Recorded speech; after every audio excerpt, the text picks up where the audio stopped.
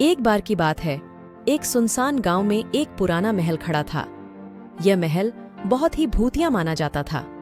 गांव वाले कहते थे कि महल में एक जादूगरनी रहती थी, जिसे अपनी जादुई शक्तियों का इस्तेमाल करने का बहुत शौक था। एक रात गांव का एक युवक विक्रम जिज्ञासा में उस महल की ओर चल पड़ा। विक्रम का मानना था कि अगर वह जादूगरनी की पुस्तक हासिल कर लेगा तो वह गांव के लिए कुछ अच्छा कर सकेगा। चांदनी रात में महल की राह पर चलते हुए उसके कदमों की आहट भी डरावनी लग रही थी।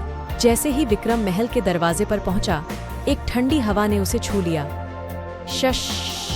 उसने गहरी सांस ली और दरवाजा खोला।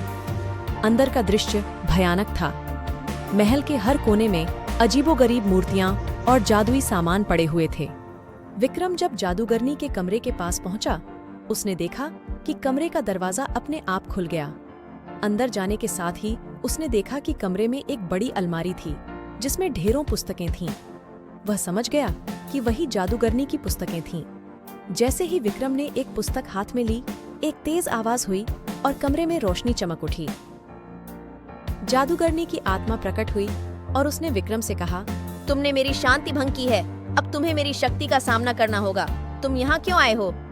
मैं यहाँ अपने गांव के लिए कुछ अच्छा करने आया हूँ। कृपया मुझे शापित न करें। जादूगरनी ने विक्रम की बात सुनी और उसे एक चुनौती दी। उसे एक रहस्यमयी पहेली हल करनी थी और अगर वह सफल होता तो उसे जादुई शक्तियां मिल जाएंगी। विक्रम ने पहेली को हल किया और जादूगरनी ने उसे जादुई शक्तियां प्रदान की। वापस गांव आकर विक्रम ने अपनी शक्तियों का इस्तेमाल कर सभी की मदद की और गांव में खुशहाली लाई।